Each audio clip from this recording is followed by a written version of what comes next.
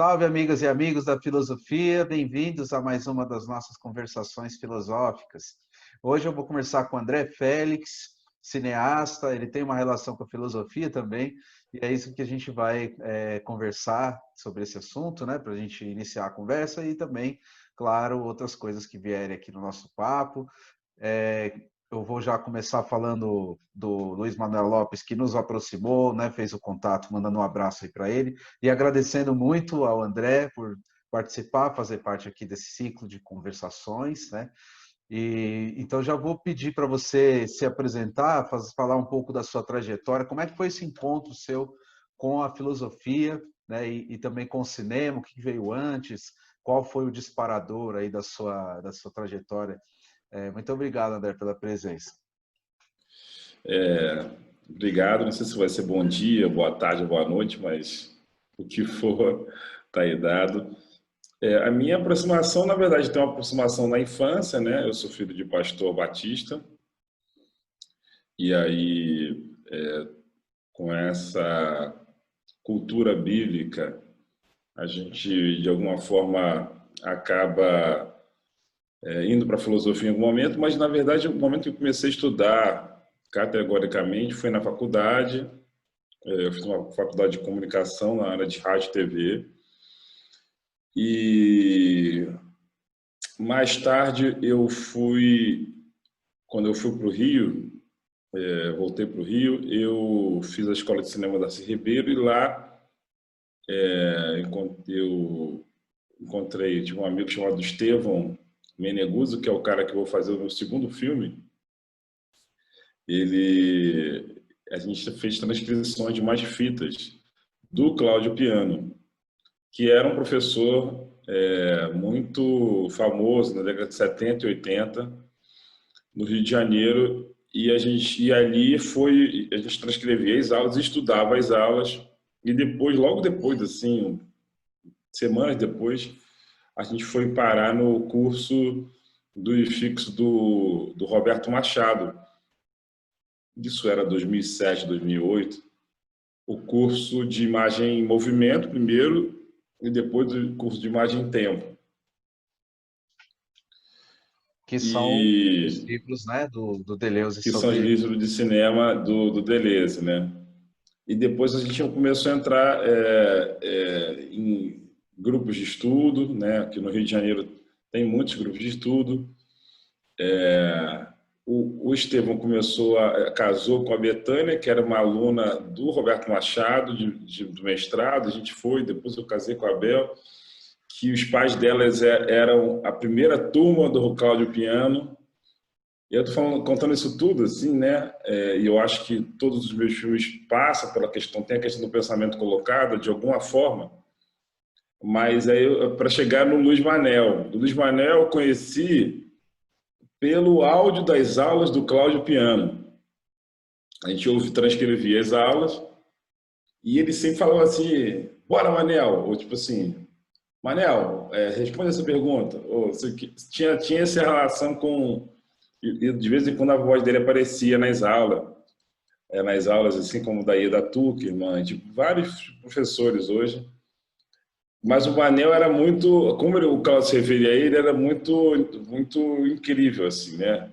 Parecia realmente uma amizade com a filosofia, uma amizade pelo conhecimento e tal, com a filosofia cria esses laços, né? E em 2015, assim, passados muitos anos, eu vim conhecer o Luiz Manel no Cariri, no GT Deleuze, da Ampof. Eu estava com um trabalho lá, uma apresentação lá, e ele era o coordenador. E nesse GT Deleuze, eu cheguei antes. O GT Deleuze começava na segunda, eu cheguei na sexta. E ele foi me buscar de carro. E foi um encontro já de afinidade muito, muito severa, assim, sabe? E eu que não conheci o Cláudio, né? Porque o Cláudio morreu em 99, a gente vai catando, assim, né? Um pouco do Cláudio nas pessoas pelo caminho. E a filosofia sempre teve, assim, né? Começou com Deleuze, depois a gente foi começar a se aprofundar em, principalmente em Spinoza e no Bergson, né? E, e aí não parou, assim, né? E como que foi depois a passagem? A filosofia veio primeiro, então. Primeiro você fez esses cursos e o cinema Uhum. veio depois. Veio meio junto, né? Porque, na verdade, quando você começa a estudar cinema, no Brasil tem, inicialmente, na minha época, muito poucos cursos que estudavam de cinema mesmo, né? Você começa a eleger aqueles cineastas que traduzem a sua, as coisas que você está sentindo, né? E eu lembro que eu tinha uma relação muito forte, continuo tendo, mas na época que eu conhecia menos cineastas e menos trabalho, menos filmes, eu era muito ligado ao Fellini, ao Bergman, ao Tarkovsky, ao Spike Lee e ao esses aí, e ao Fellini, Tarkovsky, Bergman e Spike Lee. Esses aí eram os caras que eu. O Antônio Ouro veio um pouquinho depois, assim, acho que veio já no estudo do cinema, mas assim, esses caras que eu me interessava. E aí na escola de cinema teve isso também. A gente tinha uma aula de filosofia e cinema, que era com Ivair Coelho, irmão do Cláudio Piano. Ele também foi um professor muito marcante na minha vida, assim, né? E porque ele traduzia e a gente sempre quando gosta do cineasta, a gente vai atrás de entender como esses caras, da onde partiu a ideia para construir os filmes, né?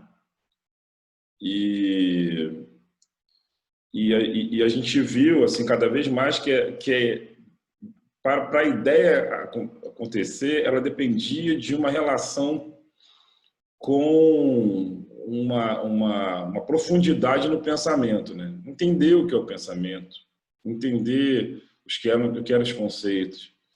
E a partir daí, como se fosse. Bresson que tem isso, né? Você tem que encher o poço, né? Para começar esse processo de entender o pensamento é um processo de encher o poço. E é de você realmente conhecer, né, profundamente os conceitos, não entrar em um auto-engano, sabe? E aí depois disso, eu comecei a fazer os filmes. Então, assim, entre eu começar a estudar filosofia e cinema e fazer os filmes, isso foi uma coisa de 6 anos, sabe? Eu fazia filme mesmo, assim, que eu pudesse ter segurança de. E aí você começa a estudar filosofia e cinema e você vai para a literatura. Aí você começa a entender mais ou menos Eu sempre fui da literatura, mas muito mais quando eu estava perseguindo alguma coisa, né? Eu acho que tem isso. Enfim, eu acho que todo o processo de fazer cinema foi sempre com essa interseção com muita gente. Às vezes eu vou rever um filme meu num festival, ou mesmo em casa, quando tem que acertar alguma coisa, e aí eu percebo um trecho que eu falo assim, pô, isso aqui é de um livro do Lawrence, né? Meu primeiro filme tem um trecho, tem uma maneira de montar que eu falo assim, isso aqui eu não tinha nem percebido, isso aqui eu tirei de um filme do Alain Cavalier. Pô, então a gente vai criando essa relação com os intercessores e elas vão surgindo assim, né? Eu cada vez que faço mais filmes, eu vou meio que duvidando dessa relação tão intelectual, tão cerebral na concepção das obras, sabe? Porque fazer um filme é muita coisa, né? A parte que você filma é uma parte. Você tem uma parte de ir atrás de dinheiro, Você tem que se preocupar se os atores estão dormindo na hora certa. Enfim, tem uma série de coisas que preocupar com o texto, como traduzir o teu texto para a imagem. Depois tem a parte da montagem, depois tem vender o filme, sabe?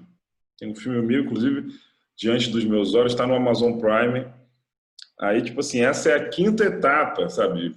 O cara fazer divulgação no canal de streaming durante a... Então, assim, o filme é muito... Os filmes, ele tem muitas etapas. Então, uma grande parte dos filmes, elas vão acontecendo e você vai sem entender muito bem o que é aquele... Você vai vibrando, assim, né? Você vai numa espécie de plano de consistência mesmo. Então, quando o cinema veio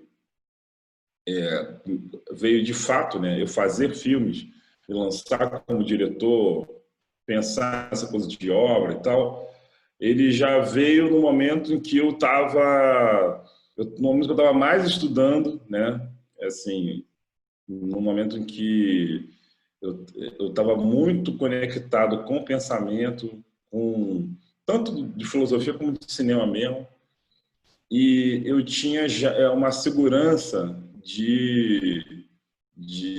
a partir de então, falar mesmo sobre mim mesmo, sabe? E não sobre mim, história pessoal, mas conseguir traduzir a expressão das minhas coisas. Eu tenho uma pergunta aqui que surgiu, que é assim, o Deleuze ele fala sobre a diferença, a especificidade entre a arte e a filosofia. Então, assim, seria privativo da filosofia a elaboração propriamente conceitual e seria privativo da arte os blocos de afeto, a construção perceptos e afetos, né? Lá no que é a filosofia, com o Guattari, ele fala isso. E ele diz também nos livros sobre cinema, né, que eles interessam à filosofia porque eles suscitam conceitos que vão ser trabalhados pela filosofia. No entanto, a gente sabe que é muito difícil na prática, né, para um cineasta, enfim, saber exatamente o que é o que ele vai construir como cinema e as coisas que ele está pensando na sua relação com a literatura, com as outras artes, com a filosofia. Como é que é para você traduzir tudo isso em imagem de cinema, em obra de cinema, todas as coisas que você pensa da sua vida pessoal, das suas leituras, da filosofia e tudo? Como é que é esse processo, né, de criação e de realização disso no filme? O Orson Welles, ele sempre quando dava entrevista e perguntavam uma coisa parecida para ele, ele falava que a questão dele, o que seria a questão dele, para chegar na minha questão, a questão dele era uma investigação sobre o julgamento, né? E, em específico, o julgamento que alguém fazia por si mesmo do destino de outra pessoa.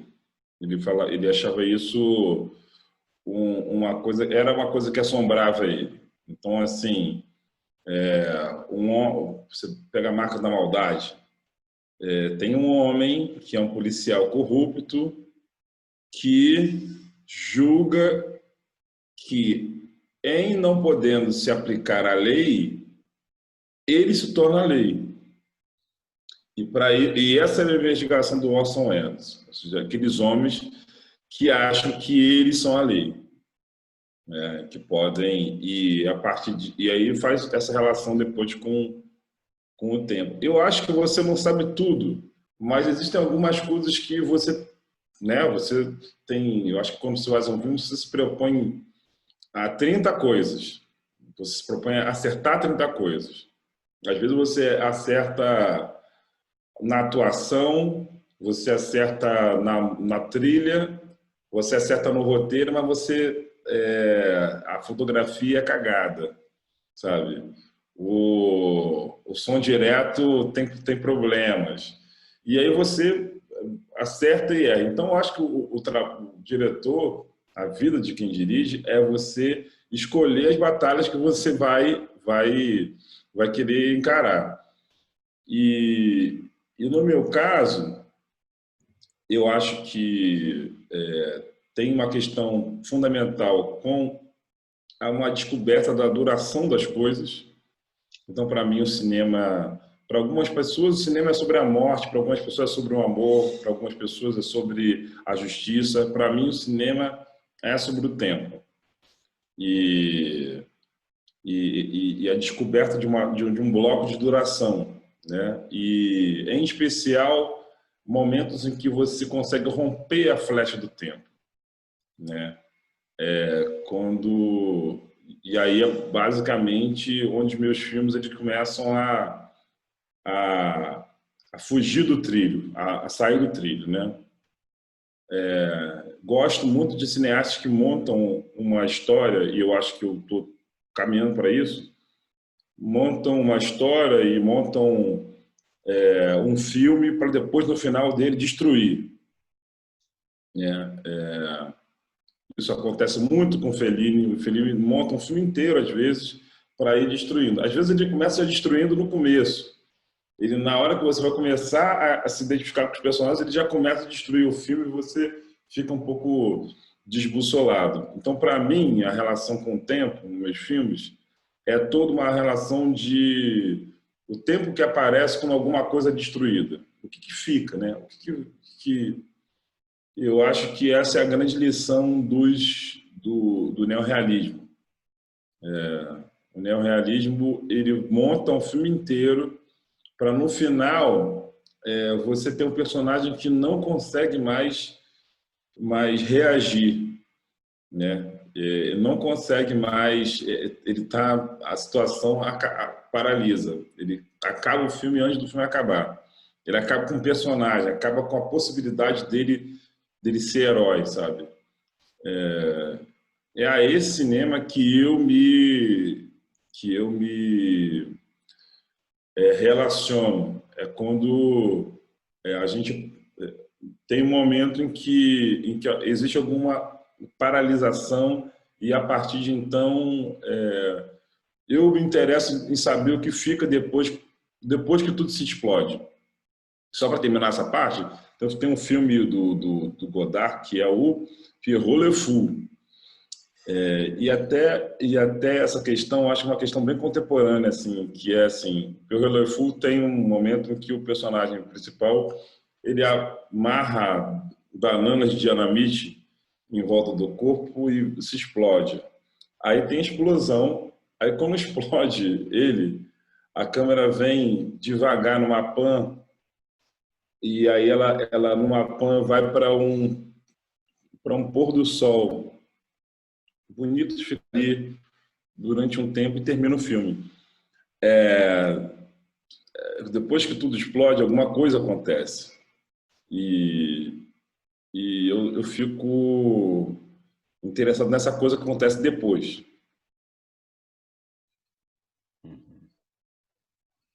André, eu estou gostando demais de ouvir você, também evocando diversas imagens fílmicas aqui, mas eu gostaria de falar de uma delas, sobre essa questão do tudo desapareceu e o que vem depois, que para mim é a grande experiência, uma das grandes experiências, né? Nunca é bom falar assim, né? No singular, mas enfim, do cinema no Brasil, que é a obra do Coutinho, né? Cabra Marcado para Morrer. Quer dizer, é uma experiência de impossibilidade de filme, né?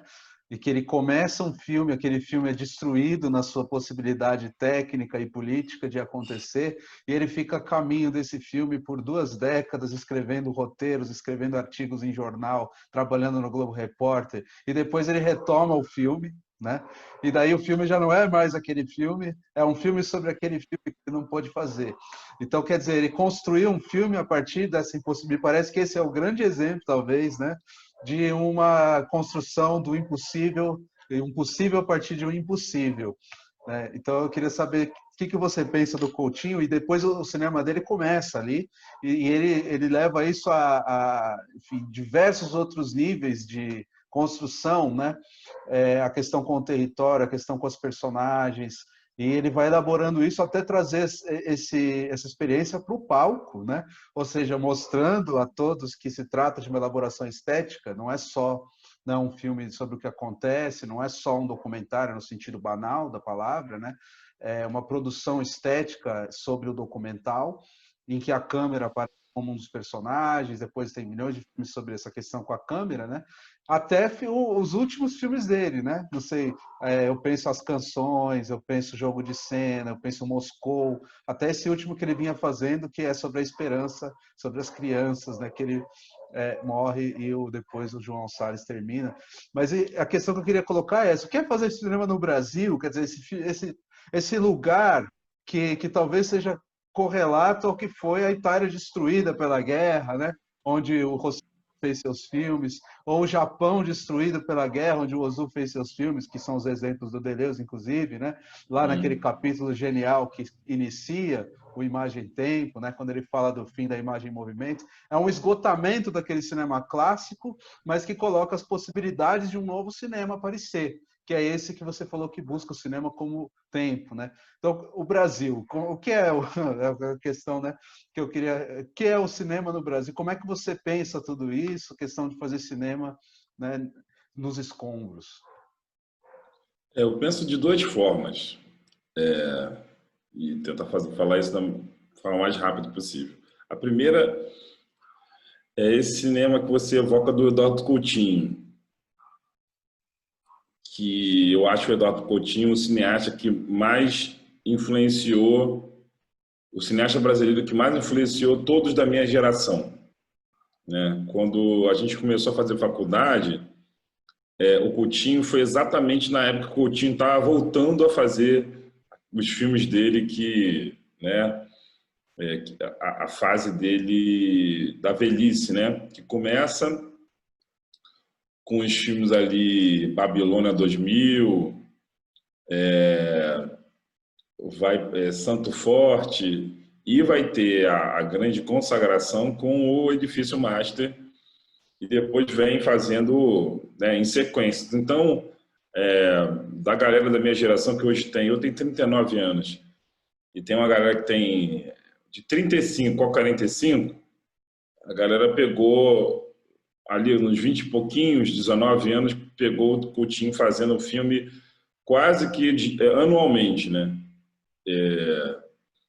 E basicamente as discussões em torno do documentário começaram a ganhar mais na academia, na época da faculdade, começaram a ganhar um pouco mais de protagonismo, né? E eu comecei pelo documentário e tem uma galera que começou, ou se não começou pelo documentário, começou pela coisa documentarizante, né? Uma história ficcional, mas que é gravada de forma documental. De André Félix, sou eu, até Afonso Shoa, passando pelo Adirley Queiroz, todo mundo foi influenciado pelo Coutinho. E no que é influenciado pelo Coutinho? O Coutinho tinha a manha de entender as pessoas como personagens. E entendia que a verdade da câmera, ela era uma outra verdade. Então, assim, quando ele ligava a câmera, as pessoas começavam a fabular em torno de uma história documentada sobre elas, né? E nessas histórias, o que o Coutinho deu para a gente é essa possibilidade de fazer assim, deixa a pessoa fabular um pouco. Às vezes ela vai inventar algumas coisas, às vezes ela vai, sei lá, falar algumas imprecisões, mas aquele personagem tem que vir. Esse personagem, ela vai achando o personagem da frente da câmera. Então, como a gente no Brasil não tem uma escola de atuação para cinema, a gente tem para novela, né? A gente tem lá a escola de atores do Wolf Maia, a gente tem, sei lá, cursos para ser celebridade, mas escola de atuação para cinema a gente não tem, pelo menos eu não conheço. E na época, com certeza, não tinha. Então, eu acho que o Coutinho abriu uma coisa para a gente, cineasta brasileiro, que eu acho que ele abriu um caminho para pensar a atuação em frente à câmera. Então, ele não é só importante para o documentário, ele é importante para o documentário e para a ficção, para o cinema inteiro. Assim, quando eu vou... É essa atuação falada em português, né? Então, os personagens do Coutinho, eu chamo de personagens, eles falam em português de uma forma muito potente, né? E isso, ele é um grande diretor de atores. Eu acho que, quando eu vejo... tem um filme, 7 anos em Maio, do Afonso Shoa, eu acabei de ver o filme e falei assim, caraca, é o Coutinho de novo, sabe? A gente se aprofundando, entendendo o Coutinho.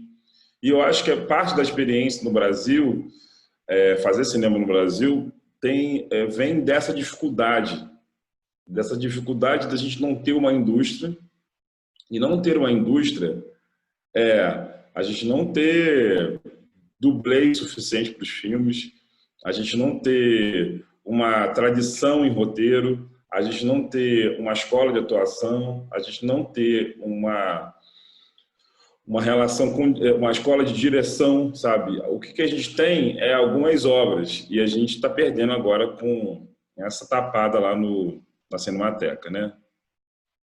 Esse é o primeiro ponto. O segundo, que é o cinema que a gente teve, sabe? O segundo ponto é o cinema que vai vir. O cinema que a gente não teve, que em algum momento, isso ficou muito patente, que quando os negros, nós negros, as mulheres, pessoas trans, começam a fazer cinema, ou seja, todos aqueles que são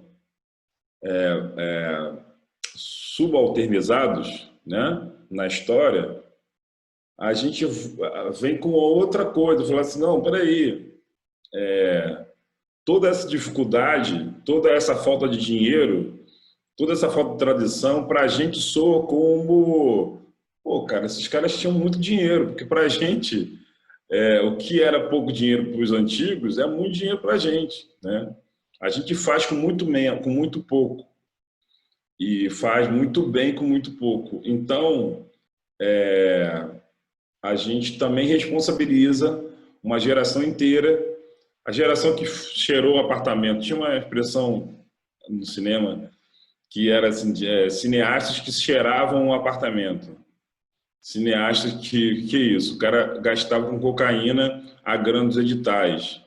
Cineasta que, enfim, jogava um apartamento, que bebia, sabe? Então tinha uma relação perniciosa com dinheiro público e dinheiro de patrocinador, que foi culminar nesse filme do Guilherme Fontes, né?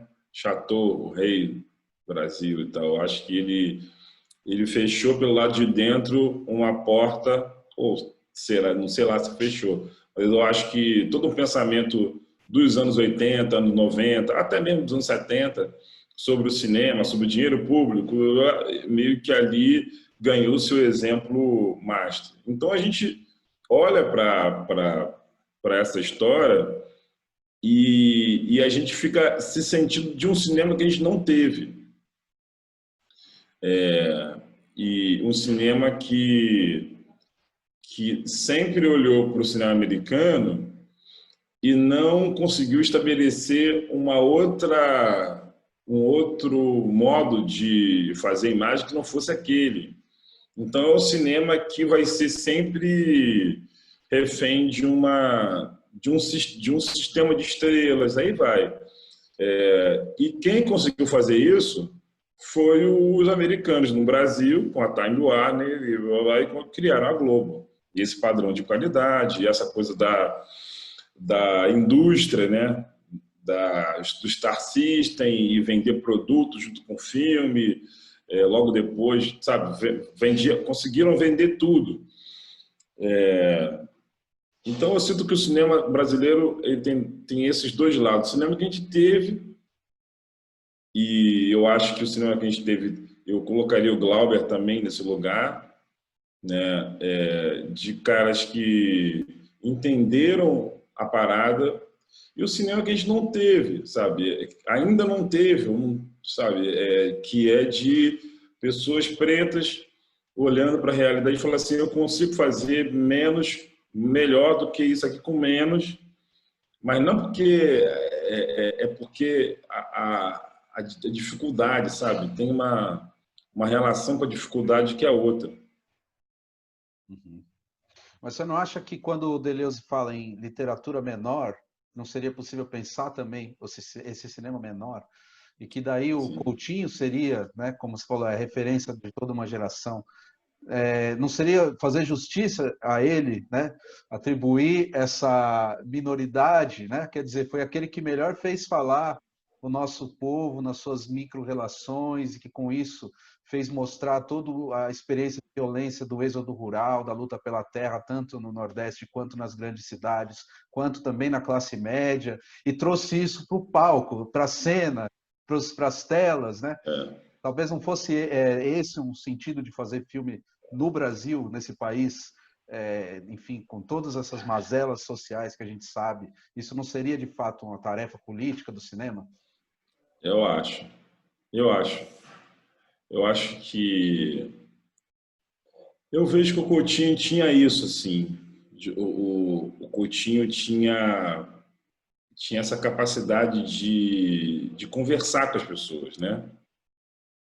E eu acho que a coisa da conversa, de sentar ali e estabelecer um lugar de segurança, de acolhimento e fazer as perguntas certas, essa coisa que vinha do Globo Repórter, mas vinha antes de um estudo, né, muito grande. Coutinho fez aquela IDEH, né, que é Escola de Altos Estudos na Sim, ele fez um França. curso na França, que ele ganhou quando ele acertou as perguntas sobre o Charlie Chaplin, né? Charlie Lá em Chaplin, Paris.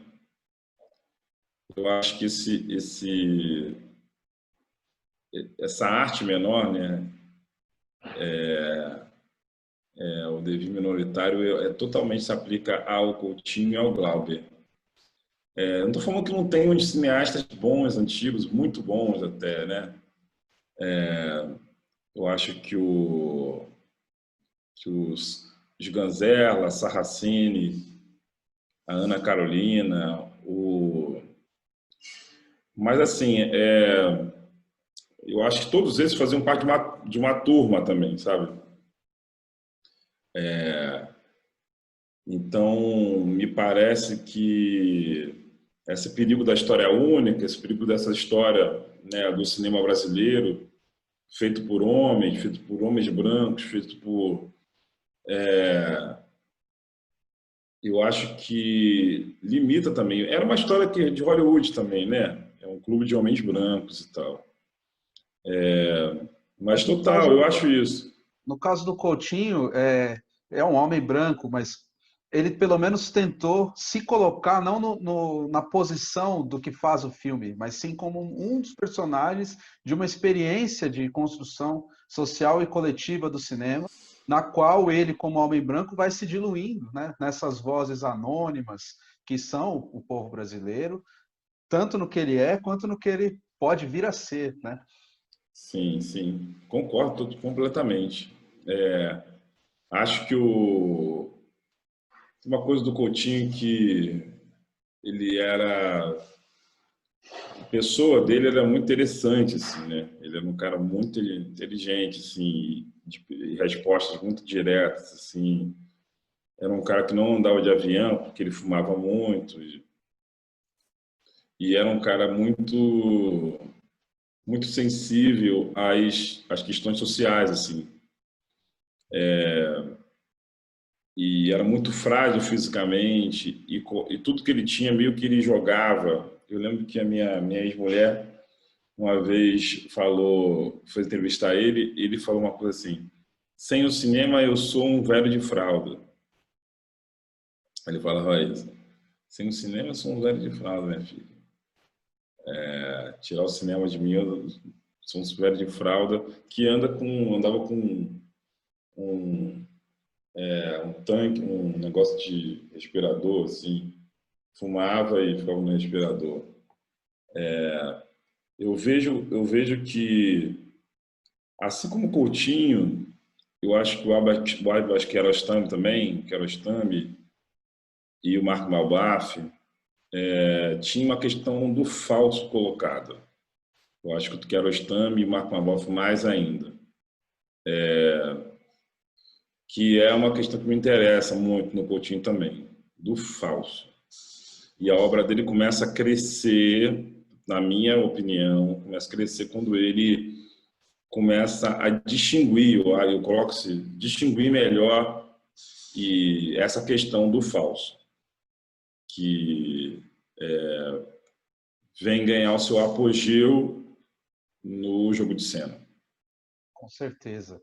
Você me fez lembrar aqui de uma referência, o Deleuze, quando escreve A Potência do Falso, lá no cinema, ele se reporta a personagem Falstaff, do Shakespeare, e a interpretação do Orson Welles. E o Coutinho fez o seu Falstaff, né, que se chama Fez. Faustão, né, do Nordeste, que é um filme Sim, sim. incrível, né? Então, eu acho que você falou que se encerra no jogo de cena, né? Eu faria uma genealogia do jogo de cena já na Potência do Falso ali, né? Quando ele coloca um negro para encenar o Eliezer, como é que é o nome do ator? Esqueci o nome do ator que faz o Faustão, né? Que é uma encenação do cangaço misturada com Shakespeare no cinema Sim. brasileiro, né? E que vai até os últimos filmes também, talvez, né? Um encontro ali com Tinha, Senna. os americanos, na verdade, nos anos 60, existia uma distinção entre o cinema direto e o cinema verité, né? Chamavam de verité. Cinema direto, ele era mais o americano, né? Robert Reel, tinha uma galera, o LeBlanc e tal, que eram esses caras, e tinha um cinema verité, que tinha como maior, né, expoente o Jean Rouch. E eu creio que o Jean Rouch, por o Coutinho estar, né, na França nos anos 70 e tal, 60, 70, eu acho que o Jean Rouch foi um cara que influenciou muito ele. Nesse tipo que chamam de homologia, né? Uma homologia que vem da antropologia que passa para o cinema, né? Aplicação de alguns procedimentos etnográficos e indo para outro caminho. Jean Rouch é muito contestado hoje em dia, né? Principalmente pela galera do cinema preto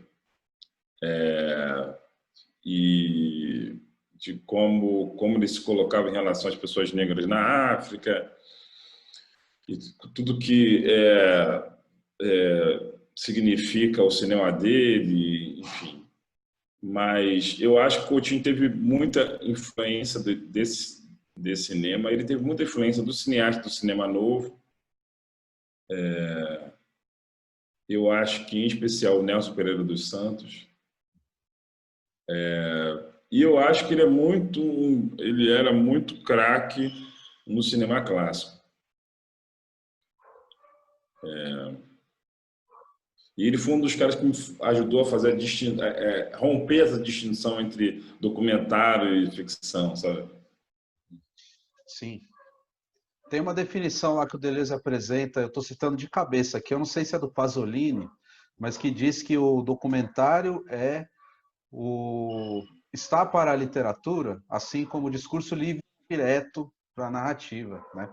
Quer Sim. dizer, é Ele uma está se ficção, referindo ao Pasolini, né? isso, Pasolini. É uma ficção, né? Só que contada do ponto de vista do próprio narrador, que é a câmera, né? Ou seja, os Uhum. personagens só existem em função da câmera que narra em nome próprio o que aqueles personagens dizem, que é o que você falou, né? A câmera cria, ela é um fator de encenação, né? É ela que constrói a narrativa e sem ela não existiriam aqueles personagens tais como eles existem.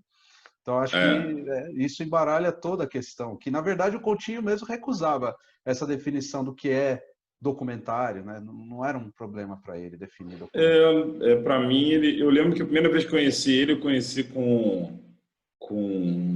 um professor meu da escola de cinema, e ele falou assim, eu tinha feito um filme, um curta da escola de cinema, que o meu professor achou muito bom, né? E ele falou para o Coutinho, Coutinho, eu quero que você conheça esse rapaz aqui, André e tal, ele é o Coutinho, gosto muito dos seus filmes, aquela história. E aí ele falou, aí ele fez um filme e tal. Aí o Coutinho perguntou, é ficção ou é documentário?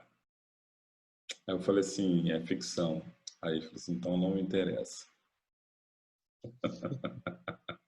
Então, aproveito para perguntar sobre seus filmes. Se você quiser falar, contar aí um pouco, apresentar, fazer uma divulgação, o pessoal depois como que pode acessar os filmes para assistir e tudo. Eu em 2000 enfim, eu fiquei esse tempo, né? Eu sou um cineasta que tem uma expressão hoje que é cinema de urgência, né? Esse cinema da galera, pô, tá acontecendo uma parada ali que vai ser um momento histórico, vamos lá filmar. E, e que produz uma série de muitos filmes bons e muitos filmes ruins. Que eu não sou definitivamente esse tipo de cineasta. Não julgo quem seja, mas assim, eu não sou um cineasta da urgência. Outro dia alguém perguntou isso. Ah, você não vai fazer um filme para concorrer para a quinzena dos realizadores em Cannes? Eu falei assim, cara, eu não faço filme para nada. Eu faço um filme. E então eu encontrei um rapaz em 2010. Conheci um rapaz que escrevia novelas. Ele era um garoto assim, que escrevia novelas. E ele tinha até então, acho que 60 novelas. Ele tinha 17 anos, tinha 60 novelas. E as novelas dele ficavam todas numa caixa de papelão. E aí, quando eu conheci ele, pô, eu fui querer saber como eram as novelas. E ele tirou os bonequinhos que ele fazia, recortava em papel e colocou na mesa, assim. Cada um tinha um figurino. E aí tinham vários bonequinhos na mesa. Eu perguntava, quem é esse personagem? Aí ele falava assim, ah, essa aqui sei lá, Thalia, que foi... Ah, e esse personagem? Essa aqui é... Ele ia respondendo o nome dos personagens e tal.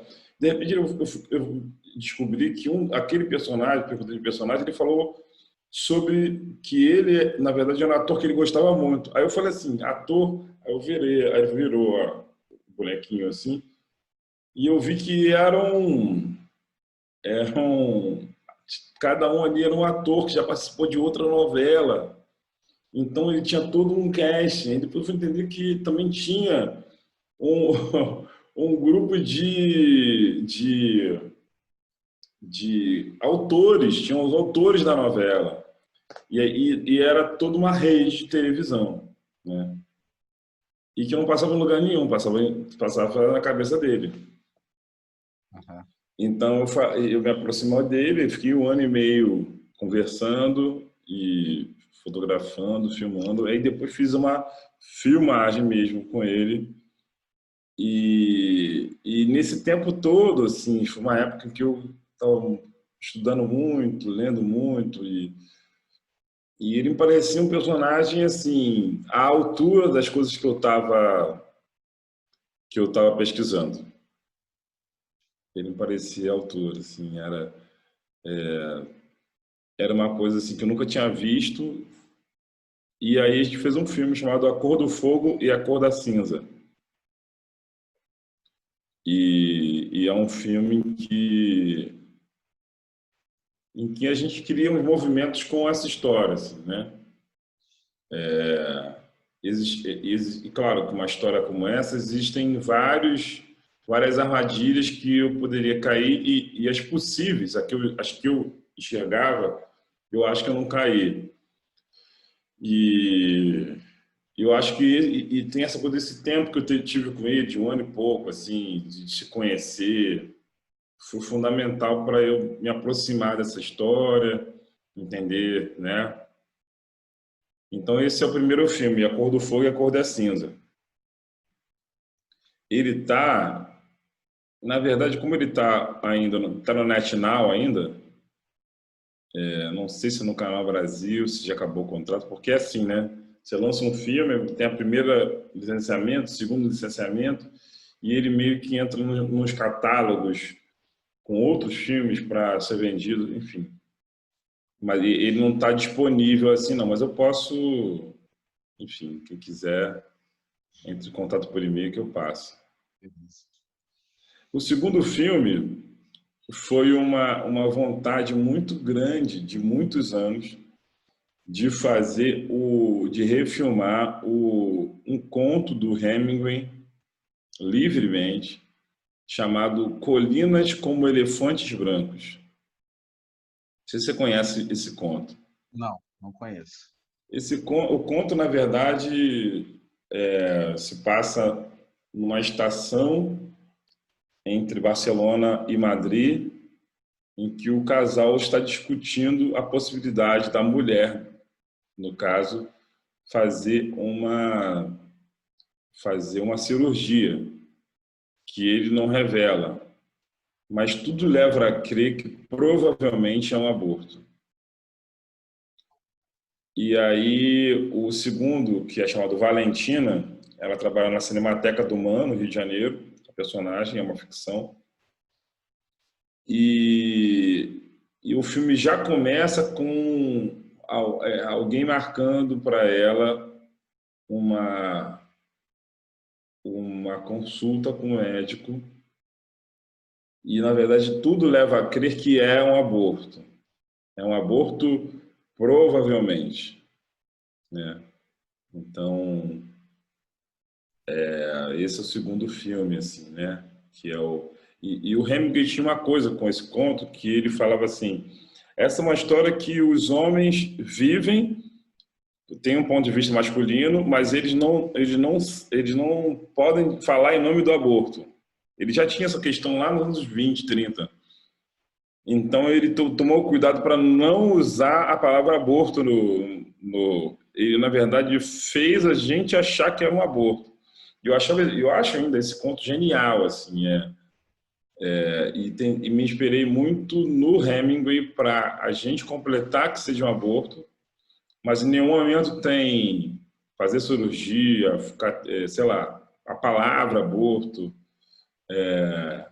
Existe uma mulher que tem que fazer uma intervenção cirúrgica, mas ela não decidiu ainda.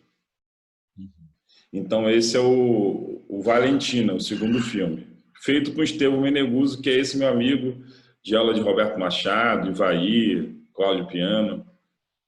E aí esse filme foi inspirado realmente num conto de literatura. Esse filme ele está no Canal Brasil e nessas coisas de streaming da Globosat. Ele tá, eu tenho que ver até o horário.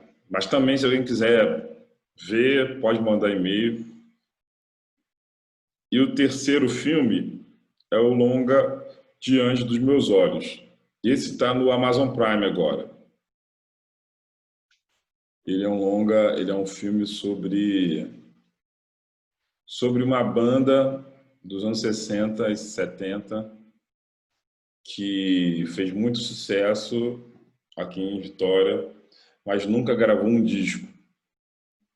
Ela terminou em cima do palco do primeiro festival de contracultura do Brasil, assim, meio que parecido com o Woodstock, chamado Guarapari-Stock. Foi feito em Guarapari esse festival. E eles brigam e terminam em cima do palco. E isso foi em 71 e a gente fez um filme em 2015 e estreou em 2018. E aí é um documentário, mais ou menos, né? Aquela coisa. Enfim, me interessou pensar a história desses caras hoje, né? E aí, a partir da história deles hoje. Enfim, esses são os filmes aí. E tem bastante coisa para frente, assim, né?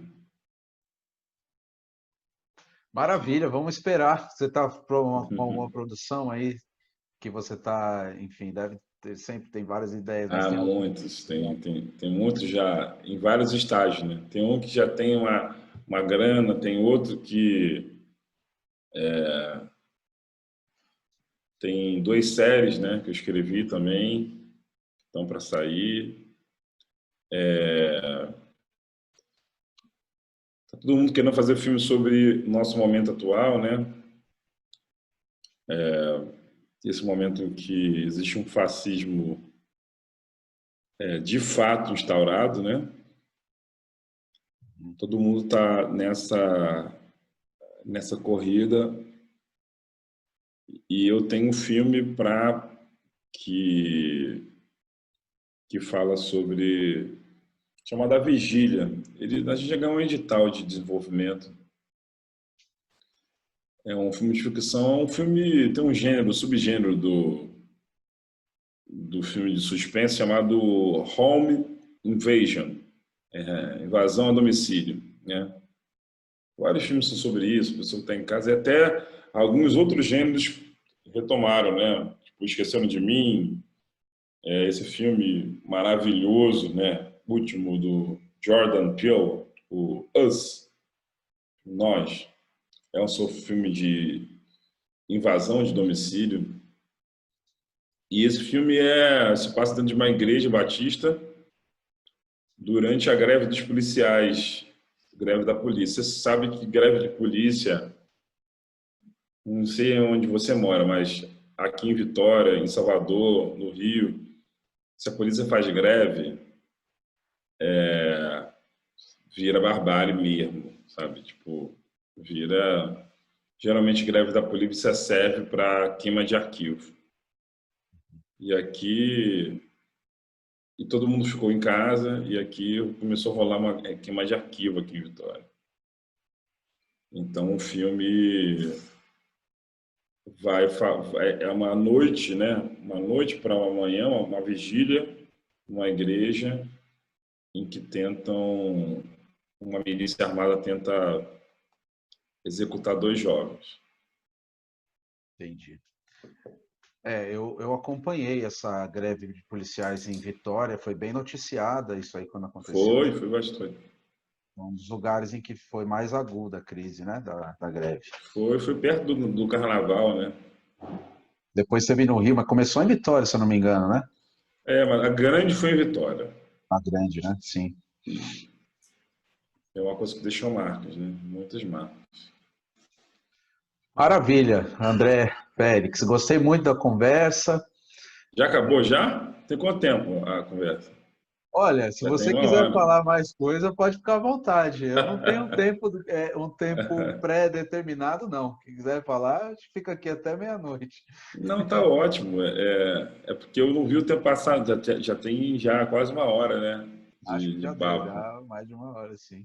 Mas enfim, Mas eu costumo pedir para o professor falar uma última coisa. E se você quiser, então, dizer mais coisas aí para a gente, enfim, encerrar também, fazer algumas considerações finais, fica à vontade. olha, minhas considerações finais são de agradecimento a você pela oportunidade de falar aqui um pouco sobre cinema, sobre o trabalho, trajetória. Dizer que eu estou cada vez mais nessa quarentena, conectado com o estudo filosófico, né? Eu acho que cinema é uma forma de pensar, né? Entendo-se o pensamento como criação. Pensamento não é raciocínio. E eu acho que essas ligações, essas interseções entre pessoas e obras, ela é muito importante, né? Tem uma coisa que o cinema, e aí para encerrar mesmo, tem uma coisa que o cinema, tem uma discussão do cinema que eu acho fundamental para a gente pensar o mundo hoje, né? Que é a discussão da impressão de realidade.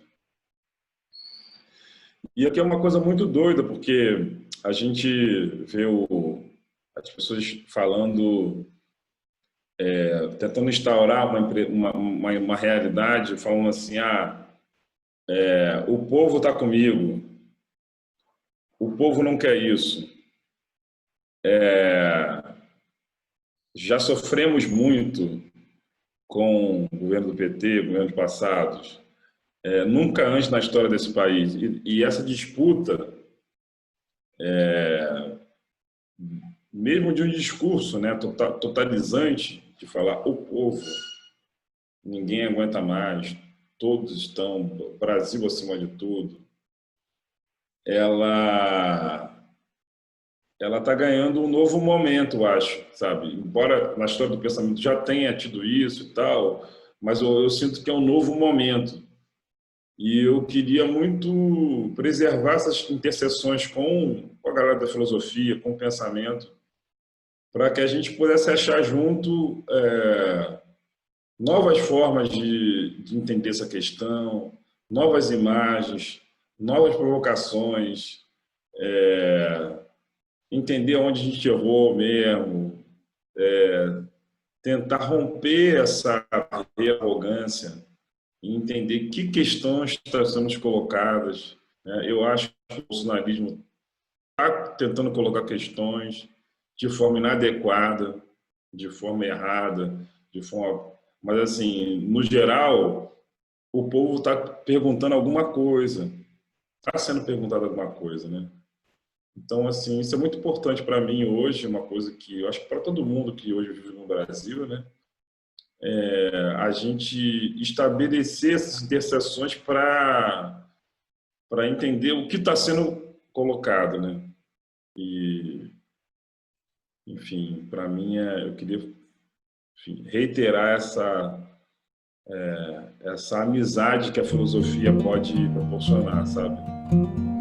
A amizade minha com o Luiz Manel, ela independe de lugar que a gente esteja, ou mesmo com o Cláudio Piano, ou mesmo com um monte de gente, né? E quando eu falo com você, como eu te falei, quando você entrou em contato comigo, para mim, assim, se o Luiz Manel está falando, você está falando, para mim é uma continuidade, né? De vibrações mesmo, sabe? E é isso. Muito obrigado. Maravilha, né? Essa é a ideia do canal, conversar, fazer encontros, né? Fazer circular ideias, afetos, amizades, criando novas amizades, novos laços e tentando disponibilizar essas falas, essas conversas para quem quiser, para quem puder, para quem chegar a esse vídeo, né? Então agradeço muito também a você, ao Luiz Manuel que nos pôs em contato, também a todas e todos que nos assistiram aqui nesse vídeo. Fiquem ligados aí nas próximas conversações filosóficas.